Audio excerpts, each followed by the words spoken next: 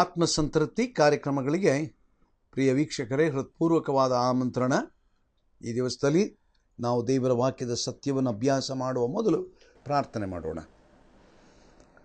ಭೂಮಿಯಾಕಾಶಗಳನ್ನು ಉಂಟು ಮಾಡಿದ ಪರಲೋಕದ ತಂದೆಯಾದ ದೇವರೇ, ನೀನು ನಮ್ಮ ಕೈಗಳಲ್ಲಿ ಕೊಟ್ಟಂಥ ನಿನ್ನ ವಾಕ್ಯಕ್ಕಾಗಿ ಸ್ತೋತ್ರ. ನಿನ್ನ ವಾಕ್ಯದಲ್ಲಿ ಬರೆಯಲ್ಪಟ್ಟ ಸತ್ಯಗಳಿಗಾಗಿ ಸ್ತೋತ್ರ. ನಾವು ನಿನ್ನ ವಾಕ್ಯವನ್ನು ಓದುವವರು ಕೇಳುವವರು ಮಾತ್ರವೇ ಆಗದೆ ನಿನ್ನ ವಾಕ್ಯದಲ್ಲಿ ಬರೆದಿರುವ ಪ್ರಕಾರವಾಗಿ ನಡೆಯುವಂತೆ ನಮ್ಮ ಜೀವನದಲ್ಲಿ ಇದ್ದು ಉಳಿಯತಕ್ಕಂಥ ಫಲ ಬಿಡುವಂಥ ವ್ಯಕ್ತಿಗಳಾಗಿರುವಂತೆ ಕೃಪೆ ಮಾಡು. ಈ ದಿವಸದ ವಾಕ್ಯದ ಸಂದೇಶವನ್ನು ಆಶೀರ್ವದಿಸು. ಪವಿತ್ರಾತ್ಮನ ಮೂಲಕವಾಗಿ ಇದನ್ನು ಅಭಿಷೇಕಿಸಿ ನೀನು ಉಪಯೋಗಿಸಿ ಎಂಬುದಾಗಿ ಪ್ರಾರ್ಥಿಸ್ತೇವೆ. ಪ್ರಿಯ ವೀಕ್ಷಕರು ವಿಶೇಷವಾದ ಆತ್ಮಿಕ ಲಾಭವನ್ನು ಪಡೆದುಕೊಳ್ಳುವಂತೆ ಅನುಗ್ರಹಿಸು. ಯೇಸು ಕ್ರಿಸ್ತನ ದಿವ್ಯನಾಮದಲ್ಲಿ ನಮ್ಮ ಪ್ರಾರ್ಥನೆಯನ್ನು ಕೇಳಿದ್ದಕ್ಕಾಗಿ ನಿನಗೆ ಸ್ತೋತ್ರ. ಆಮೇನ್.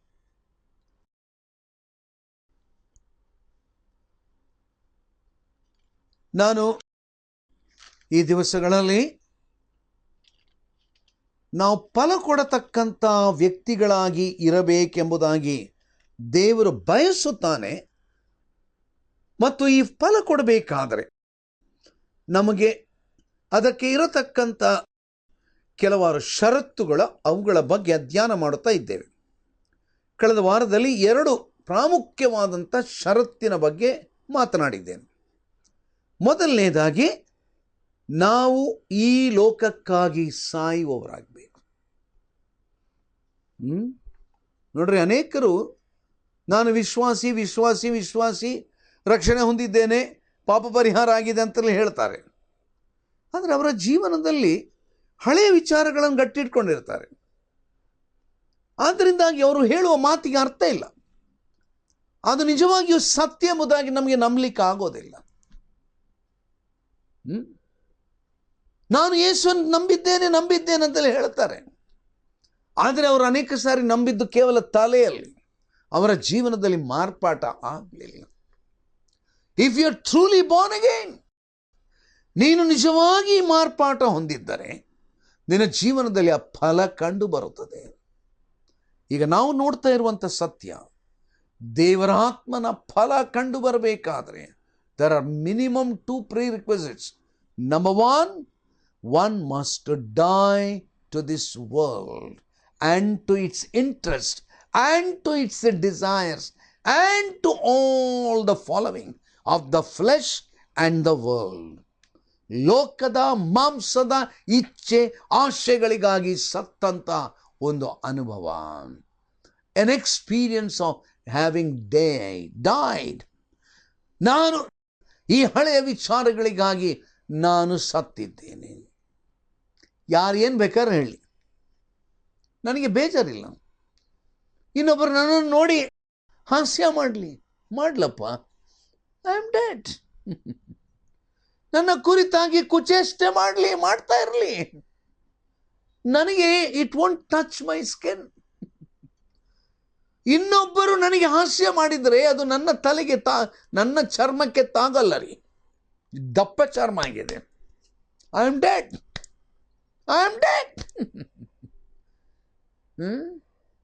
ಅದಕ್ಕಾಗಿ ಸ್ವಾಮಿ ಹೇಳಿದ, ಒಬ್ಬನ ಒಂದು ಕೆನ್ನೆ ಕೊಡಿದ್ರೆ ಇನ್ನೊಂದು ಕೆನ್ನೆ ಕೊಡಪ್ಪ, ನೋಡಿ ಇನ್ನೊಂದು ಸ್ವಲ್ಪ ಉಂಟು ಇದಕ್ಕೂ ಕೊಡ್ತೀಯ. ಅದರ ಅರ್ಥ ಏನು? I am dead to the world. Number 1. Number 2, we must abide in Christ. ಕ್ರಿಸ್ತನಲ್ಲಿ ನೆಲೆಗೊಳ್ಳಬೇಕು.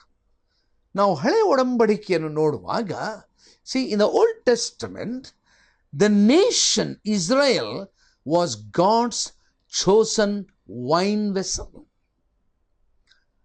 ಹಳೆಯ ಒಡಂಬಡಿಕೆಯಲ್ಲಿ ನಾವು ನೋಡುವಾಗ ದೇವರು ಆರಿಸಿದಂಥ ಆತನ ಜನಾಂಗವಾದಂಥ ಇಸ್ರಾಯೇಲ್, ನೋಡ್ರಿ, ಅದನ್ನೊಂದು ದ್ರಾಕ್ಷಾಲತೆಗೆ ಆತನದನ್ನು ಹೋಲಿಸ್ತಾನೆ.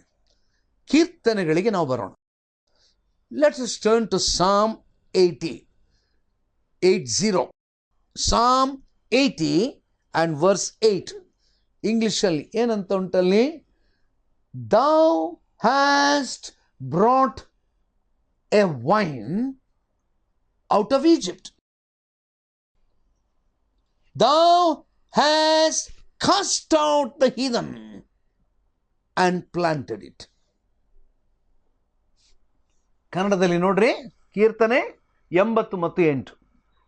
ನೀನು ಐಗುಪ್ತ ದೇಶದಿಂದ ಒಂದು ದ್ರಾಕ್ಷಾಲತೆಯನ್ನು ತಂದು ಜನಾಂಗಗಳನ್ನು ಹೊರಗೆ ಹಾಕಿ ಅದನ್ನು ನೆಟ್ಟಿ. Now he is talking about God's people,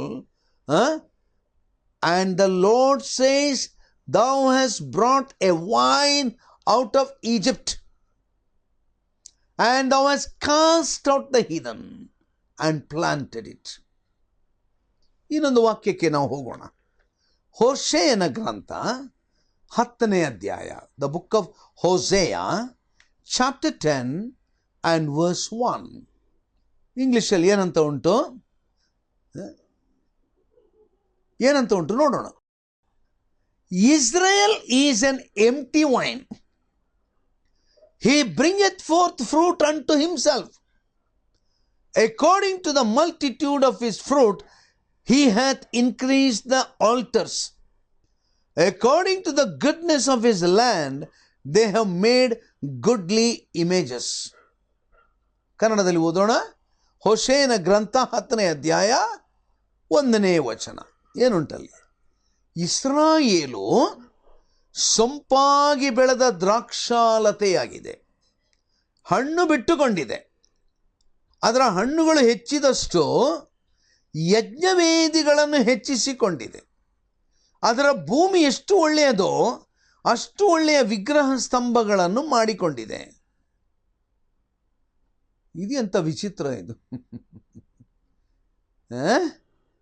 You know what God is telling? Israel is an empty wine. ಇಸ್ರಾಯೇಲು ಸೊಂಪಾಗಿ ಬೆಳೆದ ದ್ರಾಕ್ಷಾಲತೆಯಂತಿದೆ. ಇಂಗ್ಲಿಷಲ್ಲಿ ಉಂಟು, Israel is an empty vine. ಅಂದರೆ ಫಲವಿಲ್ಲದಂಥ ಸೊಂಪಾಗಿ ಬೆಳೆದಂಥ ದ್ರಾಕ್ಷಾಲತೆ ಹಣ್ಣು ಬಿಟ್ಟುಕೊಂಡಿದೆ. ಅದರ ಹಣ್ಣುಗಳು ಹೆಚ್ಚಿದಷ್ಟು ಯಜ್ಞವೇದಿಗಳನ್ನು ಹೆಚ್ಚಿಸಿಕೊಂಡಿದೆ. ನನ್ನ ಪ್ರಿಯರೇ, ಅನೇಕ ಸಾರಿ ಅನೇಕರ ಸ್ಥಿತಿ ಹೇಗಂತ ಹೇಳಿದ್ರೆ, ಅನೇಕರು ನನ್ನ ಹತ್ರ ಬರ್ತಾರೆ, ಅಯ್ಯ ಪ್ರಾರ್ಥನೆ ಮಾಡ್ರಿ, ನಮಗೊಂದು ಕೆಲಸ ಇಲ್ಲ.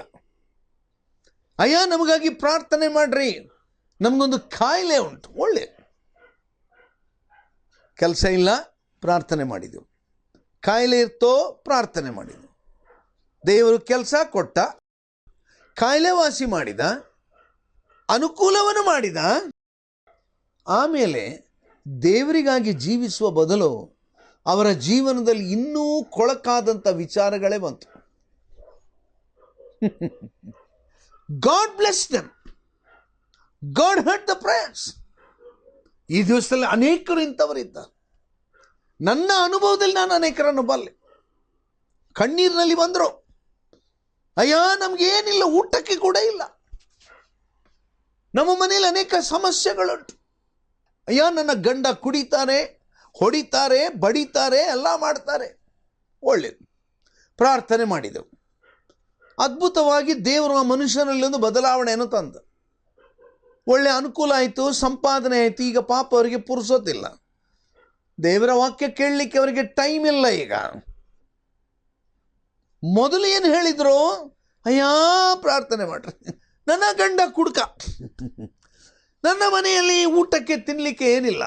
ಒಳ್ಳೆಯದು, ದೇವರು ತಿನ್ನಲಿಕ್ಕೆ ಕೊಟ್ಟ, ಊಟಕ್ಕೆ ಕೊಟ್ಟ, ಆಶೀರ್ವಾದ ಮಾಡಿದ ನಂತರ ಜೀವಸ್ವರೂಪನಾದ ದೇವರನ್ನು ಹಿಂಬಾಲಿಸುವ ಬದಲು, ದೇವರ ವಾಕ್ಯದ ಸತ್ಯಕ್ಕೆ ವಿಧೇಯತೆಯನ್ನು ತೋರಿಸುವ ಬದಲು ಹಳೆಯ ವಿಗ್ರಹಗಳನ್ನು ಇಟ್ಟುಕೊಂಡ್ರು, ಹಳೆಯ ಅಭ್ಯಾಸಗಳನ್ನು ಇಟ್ಟುಕೊಂಡ್ರು, ಹಳೆಯ ದುಷ್ಟ ಸ್ವಭಾವಗಳಲ್ಲಿ ನಿರತರಾದರು.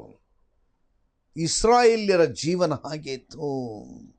ಅದಕ್ಕಾಗಿ ದೇವರ ವಾಕ್ಯ ಬಹಳ ಖಂಡ ತುಂಡವಾಗಿ ಹೇಳ್ತಾ ಉಂಟು, ಇಸ್ರಾಯೇಲು ಸೊಂಪಾಗಿ ಬೆಳೆದ ದ್ರಾಕ್ಷಾಲತೆ, ಬಹಳ ಸೊಂಪಾಗಿ ಬೆಳೆದಿದೆ, ಹಣ್ಣು ಬಿಟ್ಟಿದೆ.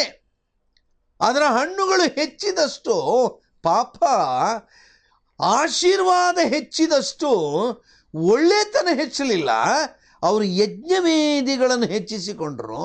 ಭೂಮಿ ಎಷ್ಟು ಒಳ್ಳೆಯದಾಯಿತೋ ಅಷ್ಟು ಒಳ್ಳೆ ವಿಗ್ರಹ ಸ್ತಂಭಗಳನ್ನು ಮಾಡಿಕೊಂಡ್ರು. ಎಂಥ ಭಯಂಕರ ಇದು. ನನ್ನ ಪ್ರಿಯರ, ಹಾಗಿದ್ದೀರಾ ನೀವು? ನನಗೊತ್ತಿಲ್ಲ. ಈ ವಾಕ್ಯ ಭಾಗವನ್ನು ನೀವು ಕೇಳುವಂಥವರು ನೀವು ಯಾರು ಅಂತೇಳಿ ನನಗೆ ಗೊತ್ತಿಲ್ಲ. ದೇವರು ಇಸ್ರಾಯೇಲ್ಯರ ಕುರಿತಾಗಿ ಮಾತನಾಡುವಾಗ ಆ ರೀತಿಯಲ್ಲಿ ಅವರಿದ್ದರು ಅಂತೇಳಿ ದೇವರು ಹೇಳ್ತಾ ಇದ್ದಾನೆ. Thus the nation was eventually set aside by the Lord Jesus Christ. ಆದುದರಿಂದ ದೇವರು ಕೊನೆಗೆ ಕರ್ತನಾದಂಥ ಯೇಸು ಕ್ರಿಸ್ತನ ಮೂಲಕವಾಗಿ ಈ ಜನಾಂಗವನ್ನು ಆತನು ಬೇರೆ ಇಟ್ಟುಬಿಟ್ಟ. ಹೊಸ ಒಡಂಬಡಿಕೆಗೆ ಬರೋಣ ನಾವು. ಹೊಸ ಒಡಂಬಡಿಕೆಗೆ ಬರುವಾಗ ಮತ್ತಾಯನ ಸುವಾರ್ತೆ 21ನೇ ಅಧ್ಯಾಯದಲ್ಲಿ ನಾವೊಂದು ಬಹಳ ಗಂಭೀರವಾದಂಥ ಸತ್ಯವನ್ನು ನಾವಲ್ಲಿ ನೋಡ್ತಾ ಇದ್ದೇವೆ. 21ನೇ ಅಧ್ಯಾಯ 43ನೆಯ ವಚನ. ಮತ್ತಾಯ 21:43 ವಾಕ್ಯವನ್ನು ಗಮನಿಸಿರಿ.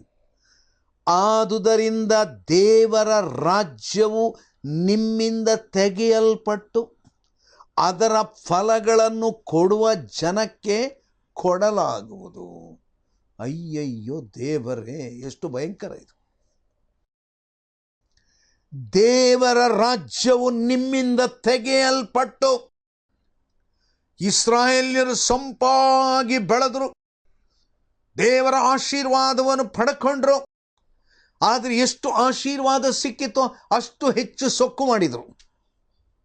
ಎಷ್ಟು ಆಶೀರ್ವಾದ ಸಿಕ್ಕಿತೋ ಅಷ್ಟು ಪುನಃ ಪಾಪ ಮಾಡಿದರು. ಎಷ್ಟು ಆಶೀರ್ವಾದ ಸಿಕ್ಕಿತ ಅಷ್ಟರ ಮಟ್ಟಿಗೆ ದೇವರ ಅಪ್ಪಣೆಗಳಿಗೆ ವಿರೋಧವಾಗಿ ಜೀವಿಸಿದರು. I know that there are many so called Christians, so called believers, believer ಅಂತ ಹೇಳಿಕೊಳ್ತಾರೆ. ಕಾಯಿಲೆ ಇರುವಾಗ ಓಡಿ ಬಂದರು, ಅಯ್ಯೋ ಪ್ರಾರ್ಥನೆ ಮಾಡ್ರಿ. ಅವರಿಗೆ ಪ್ರೇಯರ್ ರಿಕ್ವೆಸ್ಟ್ ಕಳಿಸಿದ್ರು, ಇವರಿಗೆ ಪ್ರೇಯರ್ ರಿಕ್ವೆಸ್ಟ್ ಕಳಿಸಿದ್ರು. ಆ ಪಾಸ್ಟರ್ ಹತ್ರ ಹೋಗು, ಈ ಆ ಪ್ರೇಯರ್ ಗುಂಪಿಗೆ ಹೋದರು, ಅಲ್ಲಿ ಹೋದರು, ಇಲ್ಲಿ. ಒಳ್ಳೆಯದು, ದೇವರು ಪ್ರಾರ್ಥನೆ ಕೇಳಿದ. ಅನೇಕ ದೇವರ ಭಕ್ತರ ಪ್ರಾರ್ಥನೆ ಕೇಳಿದ. ದೇವರು ಪ್ರಾರ್ಥನೆ ಕೇಳ್ತಾನೆ. ಆದರೆ ಬಹಳ ದುಃಖಕರವಾದ ಸಂಗತಿ, ಯು ನೋ ವಾಟ್ ಹ್ಯಾಪನ್? ನನ್ನ ಕಣ್ಣಾರೆ ಈ ದಿವಸದಲ್ಲಿ ನೋಡ್ತಾ ಇದ್ದೇನೆ. There are many people who have been blessed. We prayed for them. ಅವರಿಗಾಗಿ ಪ್ರಾರ್ಥಿಸಿದೆವು, ಯಥಾರ್ಥವಾಗಿ ಕಣ್ಣೀರಿನಿಂದ ಪ್ರಾರ್ಥನೆ ಮಾಡಿದೆವು. ಆದರೆ ಅಯ್ಯೋ ದುಸ್ಥಿತಿ, ಪ್ರಾರ್ಥನೆಗೆ ಉತ್ತರ ಕೊಟ್ಟು ದೇವರು ಆಶೀರ್ವಾದ ಮಾಡಿದ ನಂತರ ಅವರಿಗೆ ದೇವರು ಬೇಕಾಗಿಲ್ಲ. ಅಯ್ಯ, ದೇವರ ವಾಕ್ಯದ ಅಧ್ಯಯನಕ್ಕೆ ಬರ್ತೀರಾ? ಪುರ್ಸತ್ತಿಲ್ರಿ, ಟೈಮ್ ಇಲ್ಲ. ಅವರಿಗೀಗ ಟೈಮ್ ಇಲ್ಲ ಬೈಬಲ್ ಸ್ಟಡಿಗೆ ಬರಲಿಕ್ಕೆ. ದೇವರ ವಾಕ್ಯ ಪ್ರಾರ್ಥನೆ ಬೇಕಾಗಿಲ್ಲ. ಎಲ್ಲಿವರೆಗೆ ಒಂದು ಕುಟುಂಬ ಹೇಳಿತಂತೆ, ನೀವಿನ್ನಲ್ಲಿ ಹೋಗೋದೇ ಬೇಡ. ಯಾಕೆ? ಎಲ್ಲ ಸಿಕ್ಕಿತು, ಕೆಲಸ ಸಿಕ್ಕಿತು, ಆರೋಗ್ಯ ಸಿಕ್ಕಿತು, ಅದು ಸಿಕ್ಕಿತು, ಇದು ಸಿಕ್ಕಿತು, ಇನ್ನು ಮೇಲೆ ಅಲ್ಲಿ ಹೋಗೋದು ಬೇಡ, ಸಾಕು. ಚೆನ್ನಾಗಿದೆ ಅಲ್ಲ? You know what God will do? ಅದನ್ನು ನಾನಿಲ್ಲಿ ಓದ್ತಾ ಇದ್ದೇನೆ. ಆದುದರಿಂದ ನೀನು ಹೀಗೆ ದುಷ್ಟನಾಗಿ ವರ್ತನೆ ಮಾಡುವುದರಿಂದ ದೇವರ ರಾಜ್ಯವು ನಿಮ್ಮಿಂದ ತೆಗೆಯಲ್ಪಡುವುದು, ಅದರ ಫಲಗಳನ್ನು ಕೊಡುವಂಥ ಜನಕ್ಕೆ ಕೊಡಲಾಗುವುದು. What A dangerous thing. My god, ನನ್ನ ಪ್ರಿಯರೇ, ದೇವರಿಗೆ ನಾವು ವಿಧೇಯತ್ವ ತೋರಿಸದಿದ್ದರೆ, ದೇವರ ಆಶೀರ್ವಾದವನ್ನು ಪಡ್ಕೊಂಡು ದೇವರ ಸೇವಕರ ಹತ್ರ ಓಡಿ ಹೋದ್ರಿ, ಪ್ರಾರ್ಥನೆ ಮಾಡಿಸಿಕೊಂಡ್ರಿ, ದೇವರಿಂದ ಬೇಕಾದಷ್ಟು ಆಶೀರ್ವಾದ ಪಡ್ಕೊಂಡ್ರಿ, ಆದರೆ ತೃಣಮಾತ್ರದ ಕೃತಜ್ಞತೆ ನಿಮ್ಮಲ್ಲಿ ಕಂಡು ಬರಲಿಲ್ಲ. ದೇವರಿಂದ ಇಷ್ಟೆಲ್ಲ ಉಪಕಾರ ಹೊಂದಿದ್ರಿ, ಬೇಕಾದಷ್ಟು ಆಶೀರ್ವಾದವನ್ನು ದೇವರು ಕೊಟ್ಟ. ನನ್ನ ಪ್ರಿಯರ, ಈ ಮಾತುಗಳನ್ನು ಹೇಳುವಾಗ ಬಹಳ ದುಃಖದಿಂದ, ನೋವಿನಿಂದ ಈ ಮಾತುಗಳನ್ನು ಹೇಳ್ತಾ ಇದ್ದೇನೆ. I know there are some people, ungrateful people, ಕೃತಜ್ಞತೆ ಇಲ್ಲದ ಕೃತಜ್ಞರಾದವರು. You know what God will do? This is the punishment God will do. ದೇವರು ನಿನಗೆ ಕೊಟ್ಟ ಆಶೀರ್ವಾದವನ್ನು ಟಕ್ಕಂತ ಕಿತ್ತು ಬಿಸಾಕ್ತಾನೆ. ವಾಕ್ಯ ಏನು ಹೇಳ್ತಾ ಉಂಟು ನೋಡ್ರಿ, ಆದುದರಿಂದ ದೇವರ ರಾಜ್ಯವು ನಿಮ್ಮಿಂದ ತೆಗೆಯಲ್ಪಟ್ಟು ಅದರ ಫಲಗಳನ್ನು ಕೊಡುವ ಜನಕ್ಕೆ ಕೊಡಲಾಗುವುದು. ನನ್ನ ಪ್ರಿಯರು, ಒಂದು ಮಾತು ನಾನು ಹೇಳಿ, ಈ ದಿವಸದಲ್ಲಿ ಅನೇಕರು ಕ್ರೈಸ್ತ ಕುಟುಂಬದಲ್ಲಿ ಹುಟ್ಟಿದವರು, ಅನೇಕ ಆಶೀರ್ವಾದ ದೇವರು ಕೊಟ್ಟ. ಹುಟ್ಟಿನಿಂದಲೇ ಅವರ ಕೈಗೆ ಬೈಬಲ್ ಸಿಕ್ಕಿತು. ಚಿಕ್ಕಂದಿನಿಂದಲೇ ಅವರಿಗೆ ದೇವರ ಆಲಯದ ಪರಿಚಯ ಆಯಿತು. ಚಿಕ್ಕಂದಿನಿಂದಲೇ ದೇವರ ವಾಕ್ಯದ ಪ್ರಸಂಗ ಕೇಳಿದರು. ವಾಕ್ಯ ಪರಿಚಯ ಇಲ್ಲದೆ ಜೀವಿಸಲಿಲ್ಲ. They lived in the midst of Christian community. God has blessed them. But so sad, they live in sin. ಪಾಪದಲ್ಲಿ ಜೀವಿಸುವಂತ ದುಸ್ಥಿತಿ, ಪಾಪದಲ್ಲಿ ಜೀವಿಸುವಂತ ದುಸ್ಥಿತಿ. ಓ ನನ್ನ ಪ್ರಿಯ ಸಹೋದರ ಸಹೋದರಿ, ಅನೇಕ ಸಾರಿ ನನಗೆ ಬಹಳ ದುಃಖ ಆಗ್ತದೆ. ನಾನು ಅನೇಕ ಸಾರಿ ನ್ಯೂಸ್ ಪೇಪರಲ್ಲಿ ಓದ್ತೇನೆ, ಮಂಗಳೂರಿನಲ್ಲಿ ಕುಡಿಲಿಕ್ಕೆ ನೀರು ಸಾಕಾದಷ್ಟು ಇಲ್ಲ ಅಂತ ಹೇಳಿಕೊಂಡು. ನನಗೆ ಅನ್ನಿಸ್ತದೆ, ಕೆಲವು ಮದುವೆಗಳಿಗೆ ಹೋದರೆ, ಕ್ರೈಸ್ತ ಮದುವೆಗಳಲ್ಲಿ ಕುಡಿಲಿಕ್ಕೆ ನೀರಿಲ್ಲದಂಥ ಮಂಗಳೂರಿನಲ್ಲಿ ಕುಡಿಲಿಕ್ಕೆ ಬೇಕಾದಷ್ಟು ಸಾರಾಯಿ ಸಪ್ಲೈ ಆಗ್ತದೆ. ಚೆನ್ನಾಗಿದೆ ಅಲ್ಲ? ಕುಡಿಲಿಕ್ಕೆ ನೀರಿಲ್ಲದಂಥ ಮಂಗಳೂರು ಪಟ್ಟಣದಲ್ಲಿ ನಾನೊಂದು ಮದುವೆಗೆ ಹೋಗಿದ್ದೇನೆ. ಇಷ್ಟಿಷ್ಟು ದೊಡ್ಡ ಗ್ಲಾಸ್ನಲ್ಲಿ ತುಂಬಿಸಿಕೊಂಡು ತಂದು ಕೊಡ್ತಾ ಇದ್ದಾರೆ, ಕುಡೀರಿ. ನನಗೆ ಆಶ್ಚರ್ಯ ಆಯಿತು. ಅಲ್ಲ, ನಾನು ಕೇಳಿದ ಒಂದು ಗ್ಲಾಸ್ ನೀರು, ಅಲ್ಲ ನೀರಿಲ್ಲ, ಇದು ತಗೊಳ್ಳಿ ಅಂತ ಹೇಳ್ತಾ ಇದ್ದಾರೆ. ಏನು ಹೇಳಬೇಕೀಗ? ನನಗೆ ಅವಮಾನ, ನಾಚಿಕೆ ಆಗೋಯಿತು. ಕ್ರೈಸ್ತ ಮದುವೆ, but it is a marriage filled with drunkenness. What a shame, what a shame. ದೇವರಿಗೆ ಅಗೌರವ, ಅವಮಾನವನ್ನು ತರತಕ್ಕಂಥ ಕ್ರೈಸ್ತತ್ವವಾಗಿ ಹೋಗಿದೆ. ನನ್ನ ಪ್ರಿಯ ಸಹೋದರ ಸಹೋದರಿ, you know what God says? You know what God did with Israel? ಇಸ್ರಾಯೇಲ್ಯರ ಜೊತೆಯಲ್ಲಿ ದೇವರು ಏನು ಮಾಡಿದಂತೆ? ಆದುದರಿಂದ ದೇವರ ರಾಜ್ಯವು ನಿಮ್ಮಿಂದ ತೆಗೆಯಲ್ಪಟ್ಟು ಅದರ ಫಲಗಳನ್ನು ಕೊಡುವ ಜನರಿಗೆ ಕೊಡ್ತೇನೆ. ನಿಮಗೆ ಫಲ ಕೊಡಲಿಕ್ಕೆ ಮನಸ್ಸಿಲ್ಲಲ್ಲ? ನಿಮಗೆ ಫಲ ಕೊಡುವುದು ಬೇಕಾಗಿಲ್ಲ, ಕುಡಿಕತನ ಬೇಕು. ನಿಮಗೆ ದೇವರ ಆಶೀರ್ವಾದ ಬೇಕು, ಕೆಲಸ ಬೇಕು, ಆರೋಗ್ಯ ಬೇಕು, ಕುಡಿಕತನ ಬೇಕು. ನಿಮಗೆ ಎಲ್ಲ ಆಶೀರ್ವಾದ ಎಲ್ಲ ಬೇಕು, ಯೇಸು ಕ್ರಿಸ್ತನಿಂದ ಎಲ್ಲ ಒಳ್ಳೆಯದೆಲ್ಲ ಬೇಕು. ನಿಮಗಾಗಿ ಪ್ರಾರ್ಥನೆ ಮಾಡಬೇಕು. ನಿಮಗೆ ಪ್ರಾರ್ಥನೆ ಯಾಕೆ ಮಾಡಬೇಕು? ಪರೀಕ್ಷೆಯಲ್ಲಿ ಪಾಸ್ ಆಗಬೇಕು. ಆರೋಗ್ಯ ಇಲ್ಲದ್ರೆ ಆರೋಗ್ಯ ಬರಬೇಕು. ಕೆಲಸ ಇಲ್ಲದ್ರೆ ಕೆಲಸ, ಒಳ್ಳೆ ಕೆಲಸ ಸಿಗಬೇಕು.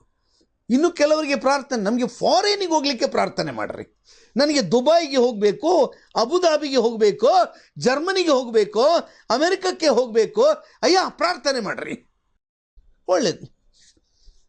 ದೇವರು ಪ್ರಾರ್ಥನೆ ಕೇಳಿದ, ದುಬೈಗೋ ಜರ್ಮನಿಗೋ ಅಬುದಾಬಿಗೋ ಇನ್ನೆಲ್ಲಿಗೋ ಹೋಗ್ಬಿಟ್ಟ. ಹೋದ ನಂತರ ಪುಣ್ಯಾತ್ಮ, ಅವನಿಗೆ ದೇವರ ನೆನಪು ಇಲ್ಲ. ಅವನಿಗಾಗಿ ಪ್ರಾರ್ಥನೆ ಮಾಡಿದ ವ್ಯಕ್ತಿಯ ನೆನಪು ಕೂಡ ಮರ್ತೇ ಹೋಗ್ಬಿಡ್ತಪ್ಪ ಅವನಿಗೆ. He is stinking in sin. You know what God says? ದೇವರೇನು ಹೇಳ್ತಾರೆ ಗೊತ್ತಾ? ನೀನು ಫಲ ಕೊಡದಿದ್ದರೆ ನಿನಗೆ ಸಿಕ್ಕಿದಂಥ ರಾಜ್ಯ, ಆ ಒಂದು ಭಾಗ್ಯ, ಅದನ್ನು ಕಿತ್ತೋ ಯಾರು ಫಲ ಕೊಡ್ತಾರಲ್ಲ ಅವರ ಕೈಗೆ ಕೊಡ್ತೇನೆ ನಾನು. ನನ್ನ ಪ್ರಿಯರೇ, ಇದೊಂದು ಮಹಾ ಭಯಂಕರವಾದಂಥ ಒಂದು ಶಾಪದ ಒಂದು ಸಂಗತಿಯಾಗಿದೆ. ನನ್ನ ಪ್ರಿಯರೇ, in the gospel of Christ, you know, was God's chosen vine vessel with while he was on this earth. ಯೋಹಾನನ ಸುವಾರ್ತೆಗೆ ನಾವು ಬರುವಾಗ ನಾವು ನೋಡುವಂಥದ್ದು 15ನೇ ಅಧ್ಯಾಯ 1ನೇ ವಚನದಲ್ಲಿ ಬಹಳ ಗಂಭೀರವಾದಂಥ ಸತ್ಯ ಇದೆ. ನಾನೇ ನಿಜವಾದ ದ್ರಾಕ್ಷೆ ಬಳ್ಳಿ, ನಾನೇ ನಿಜವಾದಂಥ ದ್ರಾಕ್ಷೆ ಬಳ್ಳಿ. ಸ್ವಾಮಿ ಹೇಳಿದ್ದು, I am the true vine and my father is the husband man. Yesu ಸ್ವಾಮಿ ತನ್ನ ಶಿಷ್ಯರನ್ನು ನೋಡಿ ಆತನು ಏನು ಹೇಳ್ತಾನೆ ಗೊತ್ತುಂಟಾ? He told his disciples that they were to be branches. ನೀವು ಕೊಂಬೆಗಳು. The only useful function of a branch is to bear fruit. ಕೊಂಬೆ ಯಾಕೆ ಇರೋದು? ಕೊಂಬೆ ಯಾಕೆ ಇರೋದ್ರಿ? ಯಾಕೆ ಇರೋದು ಕೊಂಬೆ? ಫಲ ಕೊಡಲಿಕ್ಕೆ. A branch does not produce fruit. It simply bears fruit. ಕೊಂಬೆ ಫಲವನ್ನು ಉಂಟು ಮಾಡುವುದಿಲ್ಲ. ಆ ಕೊಂಬೆಯಲ್ಲಿ ಫಲ ಅದು ತುಂಬಿರ್ತದೆ. ನನ್ನ ಪ್ರಿಯ ಸಹೋದರ ಸಹೋದರಿ, ನನ್ನ ಮಾತನ್ನು ನಿಲ್ಲಿಸಬೇಕೀಗ. ಜೀಸಸ್ ಟೋಲ್ಡ್, ಯೇಸು ಹೇಳಿದ, that they were to be the branches. ನೀವು ಕೊಂಬೆಗಳು, ನಾನು ನಿಜವಾದ ದ್ರಾಕ್ಷೆ ಬಳ್ಳಿ. ನನ್ನ ತಂದೆ ತೋಟಗಾರನು. ನನ್ನಲ್ಲಿದ್ದು ಫಲ ಕೊಡದಿರುವ ಪ್ರತಿಯೊಂದು ಕೊಂಬೆಯನ್ನು ಆತನು ತೆಗೆದು ಹಾಕುತ್ತಾನೆ. My dear brother, my dear sister, you are the branches. And if you are not going to bear the fruit, ನೀನು ಕೊಂಬೆಯಾಗಿ ಫಲ ಕೊಡದಿದ್ದರೆ ಆ ಕೊಂಬೆಯನ್ನು ಯೇಸು ಕತ್ತರಿಸಿ ಬಿಸಾಡ್ತಾನೆ. It's a very serious message, a very serious message. ದೇವರ ಸೇವಕರಿಗೆ ಪ್ರಾರ್ಥನೆ ಮಾಡ್ರಿ, ಪ್ರಾರ್ಥನೆ ಮಾಡ್ರಿ, ಪ್ರಾರ್ಥನೆ ಮಾಡ್ರಿ, ಪ್ರೇಯರ್ ರಿಕ್ವೆಸ್ಟ್ ಕಳಿಸೋದು ಸುಲಭ. But are you bearing the fruit? Are you bearing the fruit? ನೀನು ಯೇಸುವಿಗಾಗಿ ಫಲವನ್ನು ಬಿಡ್ತಾ ಇದೆಯೋ? ಇಲ್ಲದಿದ್ದರೆ God knows He can remove even the job that God has given you. God can remove even the health that God has given you. God can remove even the blessings that He has given you, and He will give it to someone else. ನಿನಗೆ ಫಲ ಕೊಡಲಿಕ್ಕೆ ಮನಸ್ಸಿಲ್ಲದಿದ್ದರೆ, ಇಷ್ಟೆಲ್ಲ ಆಶೀರ್ವಾದ ಮಾಡಿ ನಿನ್ನನ್ನು ಆತನು ದ್ರಾಕ್ಷೆ ಬಳ್ಳಿ, ನಿನ್ನನ್ನು ಕೊಂಬೆ ಹಾಗೆ ಇಟ್ಟ. ಯಾಕೆ ಇಟ್ಟದ್ದು? Why God has kept you as a branch? Why? The Bible says that you may bear fruit. ನೀನು ಫಲ ಕೊಡಬೇಕು. ಓ ನನ್ನ ಪ್ರಿಯ ಸಹೋದರ ಸಹೋದರಿ, my dear brother, my dear sister, with a great pain in my heart, I am begging you, don't ignore Jesus Christ. Don't ignore your spiritual life. ನಿಮ್ಮ ಆತ್ಮಿಕ ಜೀವನ ಅಲಕ್ಷ್ಯ ಮಾಡಬೇಡ್ರಿ. ನಿಮ್ಮ ಆತ್ಮಿಕ ಜೀವನ ಅದನ್ನು ತಿರಸ್ಕಾರ ಮಾಡಬೇಡ್ರಿ. ದೇವರ ವಾಕ್ಯದ ಅಧ್ಯಯನ, ಪ್ರಾರ್ಥನಾ ಜೀವನ, ದೇವರ ಮಕ್ಕಳ ಅನ್ಯೋನ್ಯತೆ, ಕರ್ತನಿಗಾಗಿ ಸಾಕ್ಷಿ ಹೇಳುವಂಥದ್ದು, ಆತನ ಸೇವೆ ಮಾಡುವಂಥದ್ದು, ಈ 5 ಪ್ರಾಮುಖ್ಯವಾದ ಸತ್ಯಗಳಲ್ಲಿ ನೀವು ಬೆಳೆಯುತ್ತಾ ಬೆಳೆಯುತ್ತಾ ಬೆಳೆಯುತ್ತಾ ಹೋಗುವಾಗ, that you will be bearing fruit. ನೀವು ಸ್ವಾಮಿಗಾಗಿ ನೀವು ಖಂಡಿತವಾಗಿಯೂ ಫಲ ಕೊಡುವಂಥ ಕೊಂಬೆಗಳಾಗಿರುವಿರಿ. ಹಾಗಾಗುವಂತೆ ದೇವರು ತನ್ನ ಆಶೀರ್ವಾದವನ್ನು ನಿಮಗೆ ಕೊಡಲಿ. ನಮ್ಮ ತಲೆಗಳನ್ನು ಭಾಗಿಸಿ ಪ್ರಾರ್ಥಿಸೋಣ.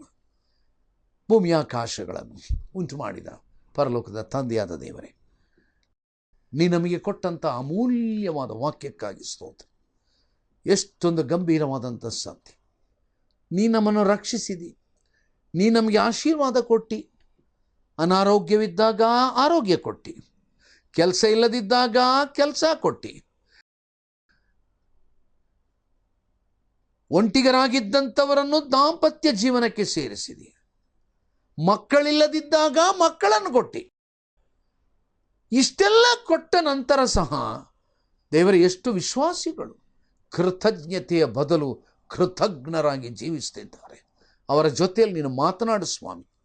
Lord, speak to them. Lord, break their heart. Lord, break their heart that they may turn to Jesus Christ in repentance. ಕರ್ತನ ಕಡೆಗೆ ನಿಜವಾದ ಮಾನಸಾಂತರದಲ್ಲಿ ತಿರುಗಿಕೊಳ್ಳುವಂತೆ ಕೃಪೆ ಮಾಡು. ಈ ದಿವಸ ನಿನ್ನ ವಾಕ್ಯವನ್ನು ಕೇಳಿದವರು ಹೃದಯ ಮುರಿದವರಾಗಿ ನಿನ್ನ ಕಡೆಗೆ ತಮ್ಮನ್ನು ಒಪ್ಪಿಸಿಕೊಡುವಂತೆ ಕೃಪೆ ಮಾಡು. ಕೇಳಿದಂಥ ವಾಕ್ಯವನ್ನು ಆಶೀರ್ವದಿಸು. ಪವಿತ್ರಾತ್ಮನ ಫಲ ನನ್ನಲ್ಲಿ ಕಂಡು ಬರಬೇಕು ಎಂಬಂಥ ಆ ಆಕಾಂಕ್ಷೆ, ಆ ಆಶೆ ಮತ್ತು ಈ ನಿಯಮಗಳನ್ನು ಹಿಂಬಾಲಿಸುವಂಥದ್ದು ಹೌದು ಸ್ವಾಮಿ, ಕಂಡು ಬರುವಂತೆ ಕೃಪೆ ಮಾಡು. ಯೇಸು ಕ್ರಿಸ್ತನ ಮೂಲ್ಯವಾದ ನಾಮದಲ್ಲಿ ನಮ್ಮ ಪ್ರಾರ್ಥನೆಯನ್ನು ಕೇಳಿದ್ದಕ್ಕಾಗಿ ನಿನಗೆ ಸ್ತೋತ್ರವಾಗಲಿ ಸ್ವಾಮಿ. ಆಮೇನ್.